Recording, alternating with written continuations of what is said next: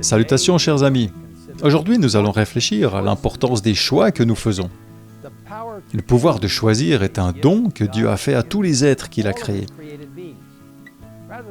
Au lieu de fabriquer des automates ou des robots qui se contentent de faire ce qu'on leur dit, Dieu nous a offert l'incroyable cadeau du choix. La liberté d'aimer notre Créateur et de le suivre, ou malheureusement pour certains, de rejeter ce qu'il est et de suivre leur propre chemin. Il nous a donné la liberté d'aimer ou de haïr, de choisir la vie ou la mort. Vous voyez, le pouvoir du choix est en jeu depuis le Jardin d'Éden, quand Adam et Ève ont choisi de manger le fruit défendu.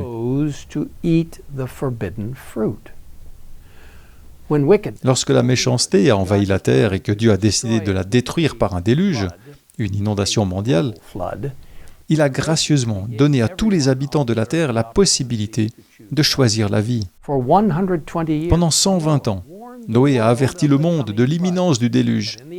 Mais à la fin, seul Noé et sa famille ont choisi la vie. La Bible nous dit que c'est par la foi que Moïse, devenu grand, a refusé d'être appelé fils de la fille du Pharaon. Il préférait être maltraité avec le peuple de Dieu plutôt que d'avoir momentanément la jouissance du péché. Il considérait l'humiliation attachée au Messie comme une richesse plus grande que les trésors de l'Égypte, sans craindre la colère du roi, car il s'est montré déterminé, comme s'il voyait celui qui est invisible.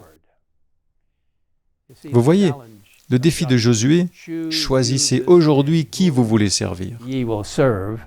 Et les supplications du Seigneur par l'intermédiaire de son prophète Ézéchiel résonnent dans les chambres du temps jusqu'à nous aujourd'hui. Débarrassez-vous de toutes les transgressions que vous avez commises. Faites-vous un cœur nouveau et un esprit nouveau. Pourquoi devriez-vous mourir, communauté d'Israël ? En effet, je ne prends pas plaisir à voir mourir quelqu'un, déclare le Seigneur l'Éternel. Changez donc d'attitude et vivez. Alors qu'il était sur terre, Jésus lui-même a dit, « Si quelqu'un a soif, qu'il vienne à moi et qu'il boive. Celui qui croit en moi, des fleuves d'eau vive couleront de lui, comme l'a dit l'Écriture. »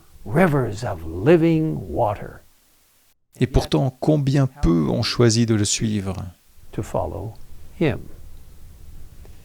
À travers les âges, Dieu a envoyé ses messagers pour proclamer le chemin de la vie, encourageant chacun à prendre sa croix et à le suivre. Chers amis, en lisant le merveilleux livre « La tragédie des siècles », nous avons vu comment le peuple de Dieu, comme les Vaudois, Wycliffe, Huss et Jérôme, Luther, Zwingli, Tyndale, et même de jeunes enfants, ont encouragé les gens à suivre les Écritures et à choisir la vie. C'est le cas de William Miller et d'autres qui, au milieu du XIXe siècle, ont proclamé le message du premier ange d'Apocalypse 14. Craignez Dieu et rendez-lui gloire, car l'heure de son jugement est venue. Adorez celui qui a fait le ciel, la terre, la mer et les sources d'eau. Au chapitre 21 de la tragédie des siècles, nous lisons ce qui suit. Leur seul but, en rappelant la véritable espérance de l'Église à ceux qui professaient la piété, avait été de les amener à une vie chrétienne plus réelle et de convaincre les inconvertis du devoir de se repentir et de se donner à Dieu sans retard.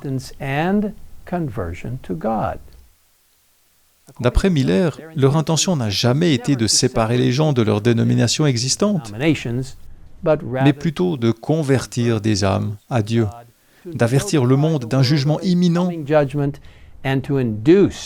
et d'amener ses semblables à se préparer en vue de leur rencontre avec le Sauveur.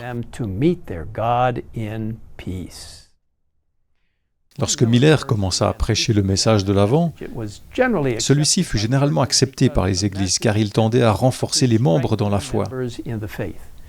Cependant, très vite, les ministres et les chefs religieux des églises établies rejetèrent le message d'un jugement imminent et du retour du Christ. Ils n'étaient plus autorisés à prêcher ce message publiquement, ni les membres à parler de son retour. Les croyants de l'Avent se trouvèrent alors dans une situation très difficile. Ils ne tenaient pas à se séparer, de leurs églises qu'ils aimaient, écrit Ellen White. Mais quand ils virent qu'on imposait le silence au témoignage de la parole de Dieu et qu'on leur déniait le droit d'étudier la prophétie, ils jugèrent que leur fidélité envers Dieu leur interdisait de se soumettre. Certains furent expulsés, tandis que d'autres choisirent de quitter volontairement leur Église. Au cours de l'été 1844, environ 50 000 personnes n'étaient plus membres de leur Église. Comme le message prophétique était rejeté par ces églises, une obscurité spirituelle s'abattit sur elles qui fut largement remarquée. Parlant de cette situation, le professeur Finney du Oberlin College déclara « Presque partout, l'on constate un marasme spirituel terriblement prononcé. La presse religieuse de tout le pays en fait foi. Les églises en général dégénèrent d'une façon lamentable. Elles se sont fort éloignées du Sauveur et il s'est retiré d'elles. » Commentant cela, Ellen White a écrit « La cause de cet état de choses se trouvait forcément dans l'Église elle-même. Les ténèbres spirituelles qui enveloppent les nations, les églises et les individus ne proviennent pas de ce que Dieu retire arbitrairement les secours de sa grâce, mais de l'attitude des hommes à l'égard de la lumière. » Elle poursuit en disant « Quiconque résiste à ses convictions parce qu'elles contrarient ses inclinations finit par perdre la faculté de distinguer la vérité de l'erreur. » Là où la vérité divine est méprisée ou négligée, l'Église est plongée dans les ténèbres. La foi et l'amour font place à la mésentente et aux dissensions. Les croyants concentrent leur attention et leur énergie sur les choses du monde, et les pécheurs s'endurcissent dans leur impénitence. Voyez-vous, mes amis, le message du premier ange d'Apocalypse 14, proclamé par les premiers croyants de l'Avent, nous interpelle à nouveau aujourd'hui.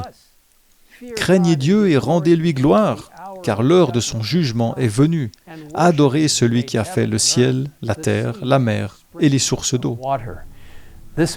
Ce message est suivi de deux autres messages angéliques dans le même chapitre. Choisissons-nous d'écouter ces derniers messages d'avertissement? Choisissons-nous de les partager avec un monde qui en a désespérément besoin? Quels sont les choix que nous faisons aujourd'hui? Des choix qui dureront pour l'éternité. Alors que nous réfléchissons à ces questions, je vous invite maintenant à prier avec moi. Père Céleste, nous te demandons d'une manière très spéciale de t'approcher de chacun de ceux qui prennent une décision de te suivre complètement. Aide-nous à choisir d'accepter le message du premier ange, du deuxième ange et du troisième ange d'Apocalypse 14 au verset 6 à 12. Aide-nous à comprendre que tu nous appelles à sortir de la confusion et de Babylone pour entrer dans le vrai culte de Dieu. Aide-nous à prendre les bonnes décisions et à faire les bons choix dans notre vie, afin que nous puissions passer l'éternité avec toi. Nous te le demandons au nom de Jésus. Amen. Amen.